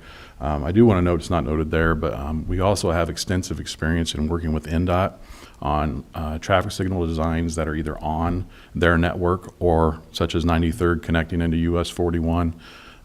We've dealt with the district and the permitting and those type of things that are needed to facilitate that type of work. Next slide, please. Then just to kind of go over, obviously your next step is going to be design. While we're a firm of 500, as Chris mentioned, we have 20 local professionals out of our Highland office. We have 5 registered engineers out of that office that reside in Lake County, 4 of which, including myself, that reside in Cherville. So we're local. We have vested interest in this project. I drive this all the time, taking kids to sporting events, so abundantly aware of the traffic patterns. I mean, witnessed them today coming south on 41, the backup that's on 93rd. And so we're ready to get on board and help you address those problems. As Chris mentioned, we do have a lot of resources under one house, and that's inclusive of utility infrastructure. So if we get into issues with sanitary sewers or water, gas, anything that need to be designed, that is something that we can handle in-house. Utility coordination comes with every project. We're well versed in that. Both Gina and myself are certified utility coordinators with the Indiana Department of Transportation. So we're ready to handle those as we know that there's several NIPSCO electric transmission lines that are probably gonna have to be dealt with as the widening occurs on this project, on the stretch of 93rd. Next slide, please. Right-of-way engineering, it was mentioned that we do have a lot of right-of-way services in-house. Right-of-way engineering is inclusive of doing your title work, preparing your plats and legals, doing your right-of-way staking. That's all something that we're well versed in, having in-house. And then right-of-way acquisition. That's an area that I've become very familiar with over my career here in Lake County. Most projects include that in some form or another. We've done projects as small as a couple parcels. We've done projects, one that was just completed recently, where we had 163 parcels of land that included over 60 relocations. So we're very well versed in the right-of-way acquisition process. And as mentioned, construction inspection. It is a requirement on federally funded projects, not necessarily on the local. We do have a dozen staff that are local to assist if that becomes needed, whether it's from a future federal project or whether that's a locally funded project. Next slide, please. One thing that I think is becoming increasingly important, especially during the time that we're going through in this pandemic, is really public outreach. And that's something that our company has really has tried to stress recently. So not only through, and maybe we're not all users of these social media sites, but Facebook, Instagram, Twitter, YouTube, LinkedIn, those are all social media platforms that our company is very active in and is very proactive in posting and utilizing those to get media, information out to your local public. Next slide. And with that, one of our newer engagements has been virtual project meetings. A lot of times we're not able, because of COVID, to be able to get to come together, meet, talk face to face about projects. So I would, we're going to have a handout later, and we have a thumb drive that you guys can take home, and it'll have this information on there. But I would urge you to check out a website. If you have pen and paper, it's just SR37, then spell out and 186street.com. It is, I'm sorry? Yeah, SR37 and 186th Street, all spelled out.com. If you go there, there is a virtual public information room, and it's a tool that we've really been using that a lot of our clients have really loved, that you're virtually in a room and setting just like this, as you can see. You come in, there's a sign-in sheet you can click on, you type in your name. There's boards positioned around this the room, so you can move your mouse over to a certain board, you can click on it. It'll show you different alternatives. So it's a tool that we've been utilized that we're pretty excited about, and it's something I think that we could really utilize on this project as well. So with that, I think the most important part that I want to talk about is project experience, and especially relevant project experience. So with that, Gina's going to give us some background on one of those projects. All right, so to start off with, this is our Lake Street Reconstruction project in Gary, Indiana, downtown Miller. So I feel like this is our prime example of our one-stop shop, because we provided the city with drainage solutions, pedestrian solutions, roadway reconstruction, traffic information, and a variety of other items to bring them what they needed. So the city came to us with an idea, and we were able to work with them to facilitate their best needs for that specific corridor. So just a couple of things that I would like to touch on are the top picture is our existing condition, extremely wide roadway with angled parking. So our goal was to narrow the roadway down to lessen the speed of traffic through the corridor, provide parallel parking, and then a protected two-way cycle track, so that in the future, when the South Shore line is complete, pedestrians will have the ability to take their bicycles off the train, ride them down the beautiful Miller Avenue or Miller downtown area, stop for lunch as they need to, or shop, and then eventually take the trail all the way down to the lakefront. So this is phase one, 1 mile stretch, and phase two will then be moving down towards the residential area. So the next slide, this project is Ohio Street, that was done in Michigan City. Very similar to what we've understood, that the desire for 93rd to expand that from a two-lane roadway into a 3-lane roadway with a 2-way left turn lane in the middle. This was brought about by the construction of the new Franciscan Hospital there. There's a 1 mile segment that did exactly that, improved drainage and widened to accommodate a 3-lane road. There is some additional pictures on the next slide that show the completed project. All right, next slide. A couple projects that you guys are probably way more familiar with. We did 2 sections of 133rd Avenue in Cedar Lake. We referred to one as east and one as west. I know, very innovative.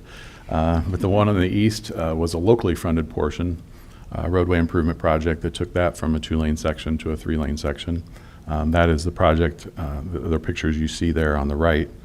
And then there was also a federally funded portion that was done east of 41 that I think is very similar to the project we're talking about here on 93rd, specifically as it relates to the proximity of US 41. But those included, reconstructed widened roadway, new turn left or new center turn lane, decorative street lights. Another important aspect of that project was railroad coordination. That's something that our company's very well versed in. We know as you get east of Town Hall, we have a couple railroads that we'll have to be contended with, and we're very familiar with working with a lot of railroads, specifically Norfolk Southern that's right there, and that project contained components of that. There are some pictures on the next slide that show aerial view of both those completed projects. Project 4 was 125th Avenue and Grant Street in Crown Point, just in front of the Crown Point High School. So the need for this project was to alleviate substandard traffic flow and to help with traffic congestion in front of the high school. So this project was intersection improvement, but along 125th, we widened from the existing 2 lanes to the 3 lanes to allow for the 2-way left, and then the left out of off of 129th going north, 125th going north onto State Road 55. So this was an NDOT project, so we had right-of-way, lighting, landscaping, storm sewer, Rule 5, permitting, environmental, the whole spectrum.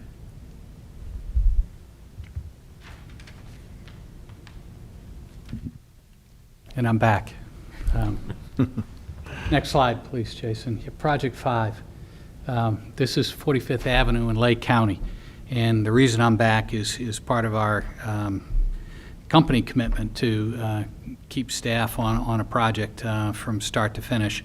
And I worked on this project prior to Eric and Gina being involved with our Highland office. So I'm still working on this project. This is now in phase 3. It's a 3-phase project, 3 miles long. Phases 1 and 2 are complete.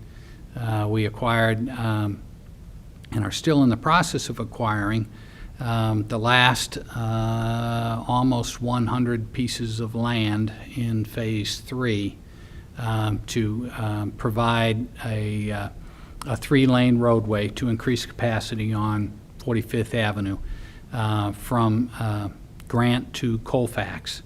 Part of this project also installed a complete stormwater management system to improve all the stormwater drainage, not only from the roadway, but from the adjacent properties where stormwater would accumulate because there was no stormwater management system in place.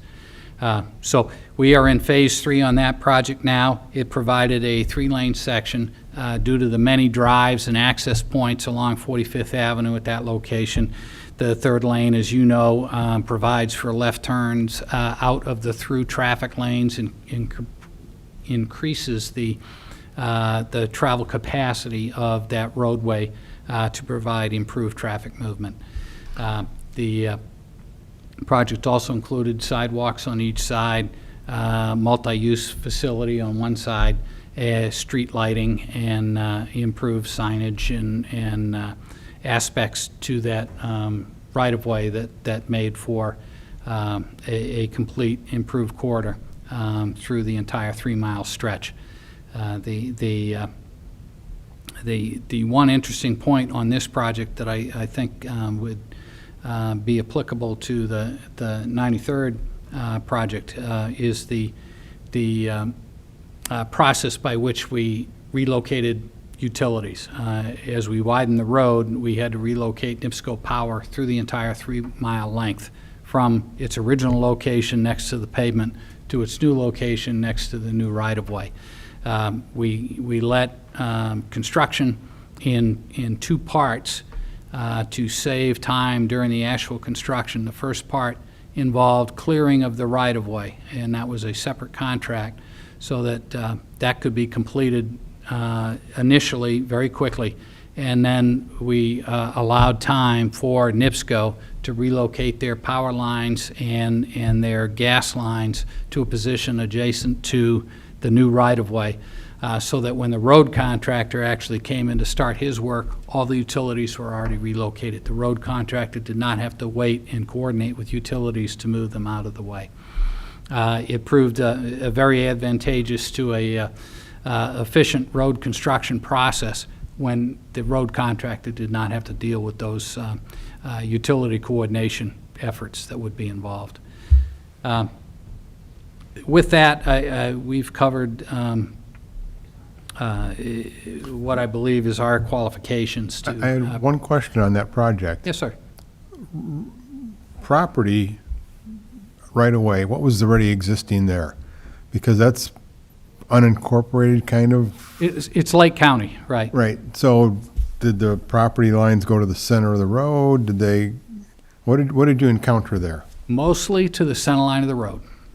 There were locations where there were some platted properties that provided a 30-foot right-of-way. Okay. So we still had to go in, even though they were platted, and acquire some additional right-of-way. But primarily, they were property lines to the center line of the road. So we had to reacquire land that was under the pavement and then additional land for the additional space that we needed. Okay. Just wondering, because we have that same issue here Yes, you do. in town. Right. Okay. Right. Good question. Sorry for the interruption. Go on. No problem, no problem. That's what we're here for, is to answer questions. So with that, I want to wrap up. I do appreciate the opportunity that you've provided us to present our qualifications here tonight. I know we came in at kind of the last minute. I think we have not had the opportunity to be as prepared as some other firms here tonight on the details of the improvement that you want to have scheduled to be completed. But I think our project experience shows that we're very capable of achieving the goals that you have in mind for that project. I do want to note that as we design the project, particularly the maintenance of traffic phases of construction, trying to maintain traffic through the construction zone on this very busy corridor through the construction of the improvements. Our primary goal is safety. Safety for not only the traveling public as they have to maneuver their way through the construction zone, but also safety for the contractor who's out there building the project. So as we move ahead with the project, I think you'll see some details as we're working on it, where we specifically want to provide for the safety of everybody that's involved by this construction. I think the other thing that I want to note is we're very vested in Northwest Indiana. The staff that you see here working with Structure Point, they live here, they work here, and their families are all living here also. So they're very familiar with the area. I've been doing work up here for well over 20 years now. I'm familiar with the area, and we're very much interested in being involved with this project. And then the very last thing I want to say is that, as you know, at least in my experience, as I know, sometimes the actual preparing of the drawings, the details of, where the edge of the pavements go and where the turn lanes go, that's the easy part of the project. The difficult part of the project is the acquiring of the right-of-way, the working with the community so that we have their input. We know what's going to work best for not only you, but for the community, not only for what the final outcome of the project is, but also how we get there, how we maintain the traffic, what access points need to be maintained, what businesses are very concerned about construction in front of their businesses. And we're very familiar with our experience working not only in Northwest Indiana, but throughout the Midwest on being capable of addressing those concerns as we move ahead with the construction of a project. And at times they require a very due diligence on our part, and I say our, the leadership of the community as well as the engineer on the project, to make sure that we address these concerns to the best that we can to provide this improvement. Because it's, at the end of the day, in my experience, the best part of these projects is the day we all go out there and we cut the ribbon to open the improvement. Because the benefit is going to be seen by the community every day that they drive on this improvement and how well it works, just like we all wanted it to as we started this adventure moving ahead. So with that, I appreciate your time this evening, and I'd like to respond to any questions that you have with regard to Structure Point and the project. Start with Paul. I think you guys have answered most of my Oh, well, good. list. A lot of work with NDOT. I know the Grant Street, that's State Road 55, so you had to coordinate with them there, as well as Cedar Lake, 133rd, between the railroad and 41. So it seems like you have a lot of experience with NDOT. That's a good thing.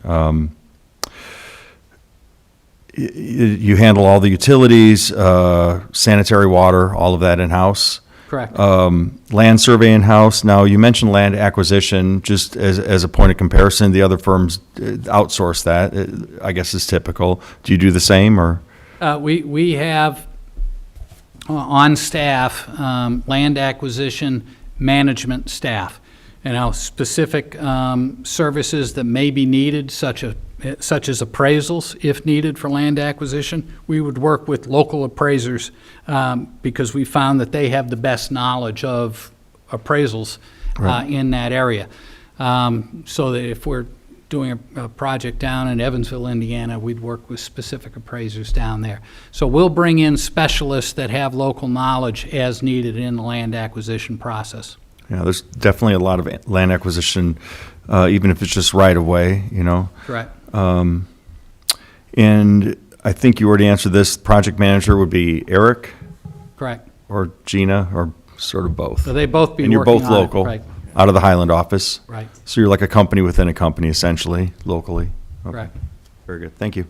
You're welcome. Appreciate I you. do want to note that in addition to the work that we do with all the local communities here in Northwest Indiana, we do maintain a resume of work with NDOT directly on the state highway system.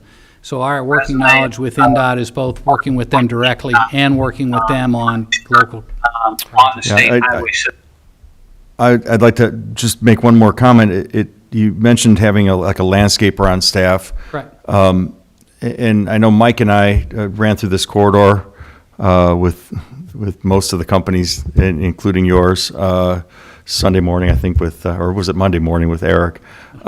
We want this to be functional and also beautiful in some ways.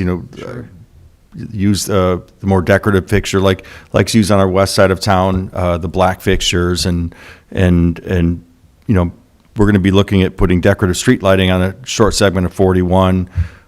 So it looks like your firm has a lot of experience with that too, as far as the streetscape aspect of it. We do, and we've concentrated on that in recent years, particularly as we see more involvement in communities that are interested in more of a livable, complete streets type of improvement to their, particularly their downtown, their more urban corridors, to make them more available. And the key component is make pedestrians, make non-vehicle users feel more comfortable, more safe in using the streets if they're not in a car, if they're on a bicycle or rollerblading or walking. So we've concentrated on that to provide those services. Good question. Yeah, so this intersection is really the core of our town, and we'd like to redevelop everything that surrounds it, so it's important that it looks good and functions well. So appreciate your time and preparing and coming out here tonight. Thank you. Thank you very much. I appreciate it. Thank you. Mike, anything? Yeah, two of the projects that you guys had up there was the 45th Street project and the Lake Street project. Those kind of mirror the projects that we have with Calumet being the Lake Street project, 93rd being the 45th Street project. Now, from the start, I think, what do you call it when you start, red flag, to cutting the red ribbon, how long did those two jobs take? Like the 45th Street job, from the start to finish, how many years did you guys have into that before? Good question, and there are two different aspects to each one of those projects. The first being the 45th project was federally funded through NERC. So there are very specific requirements necessary to secure those federal funds that made that project in 3 phases of construction take a number of years to get through all the components necessary for 3 phases of construction. The Lake Street project was a locally funded project through the Gary Stormwater Management District and through the Northwest Indiana RDA. And we were able to engage and provide for the construction of those details on a much quicker time frame. There was also a difference there, a very important distinction. We did not acquire any right-of-way for the Lake Street project. It was all done within the existing right-of-way. On the 45th Avenue corridor, we're now acquiring the last 90-plus parcels, but there were over 250 pieces of land from start to finish on that project that had to be acquired. And as you might imagine, you know, for each phase of construction, that land acquisition component took over a year. So for the 45th Avenue corridor, that project is probably on its 6th year of active work since we started the phase 1 construction to now we're working to get to phase 3 construction. Whereas the Lake Street project, we completed that design and got that project to construction in about a year. Year and a half. Yeah, and construction is just finishing up now, and construction ran about 16 months. Were you able to 17 acquire any months. federal funding for that? We did not even pursue federal funding for that Lake Street project. All local funding. All local funding, because we didn't, the community did not want to take the time, the extra time necessary. Sure, with 93rd, we don't want to take 7, 8 years. We want something That's correct. that, you know, we have some local money, but, you know, you've seen some of the first numbers coming in, we don't have that much local money. Right. But You know, I would, it's a situation that most communities have to deal with. Federal funding is very beneficial to many of the improvement projects because, other than a small intersection improvement, many communities can't afford the type of funding investment necessary on the added capacity improvements that are needed by a project. Unfortunately, and I've been doing it for years, we've worked as a company very diligently in trying to reduce the schedule of time necessary to get a federally funded project from start to construction, so that we can provide the opportunity for communities not having to make that difficult decision of, do we pursue federal funding? It certainly would help with the funding process. Well, now we all have all these rules. We have this environmental documentation. We have these very specific land acquisition requirements. We have NDOT review involved. And all of that takes prescribed pieces of time because you can't start the land acquisition process until you complete the environmental document process. That's just a federal review rule requirement that we have to live with. And they can do that because we're using their money, even though I've tried to tell them, well, it's not really your money, it's our tax dollars that we gave you that we're trying to now use again, but they don't see it that way. So, in this particular case, I think the community, you've done a very good job of coming up with some resources available to apply to this project. I think you might want to think about, what can you fund phase one locally so that project, and I don't know enough about the project details yet, to what would be the best benefit to the community for a phase one construction, and look to invest in your local funds in that phase one portion of the project while you're also applying for federal funds through NERC to help with the funding on the future phases of the project, so that you have a continuous, construction project that keeps on moving ahead through all your phases of construction to completion. That's what we've tried to work with other communities. You guys help set up? We can help you with that, yes. We're working with City of Gary right now on Lake Street Phase 2, which is, as Gina noted in her presentation of the project, Lake Street Phase 1 is we're just completing that construction now. That was locally funded, and that improved Lake Street in downtown Miller. Now we have the next mile and a third to get from downtown Miller to Lake Street Beach. And we're helping the city pursue federal funds for that, and to take advantage of the time that we had while we completed construction on phase one. Well, I appreciate your time. Sorry for the short notice. That's all right. Thank you for the opportunity. We can't ask for much more than that to be able to present our qualifications. So I appreciate your time and making you stay late. Wayne, any questions? All the questions sure. have been answered. Paul did a good job. Yes, same here. I think you, President, we have the handouts and USB of this presentation. Do you want us to give you those now or just leave them on the table for you to pick up later? we'll pick them up later when we're at the end. I don't, I really don't have anything else as far as questions go. So again, thank you for being here this evening. John, thanks for reaching out.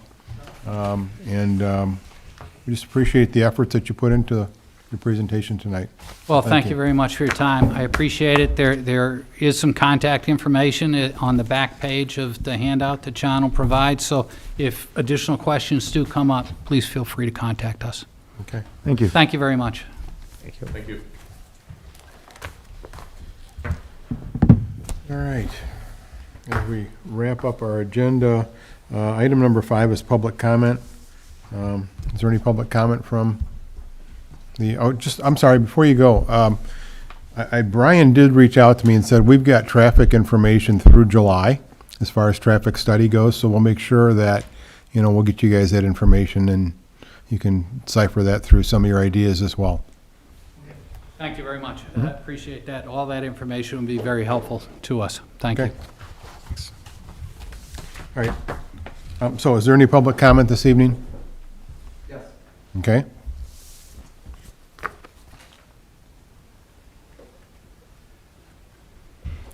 Sorry, everybody, I was going to be a little bit off subject, but last meeting I was at was 2 weeks ago. Again, my name is Terry Nelleman. Our current address is 9500 West 103rd Place.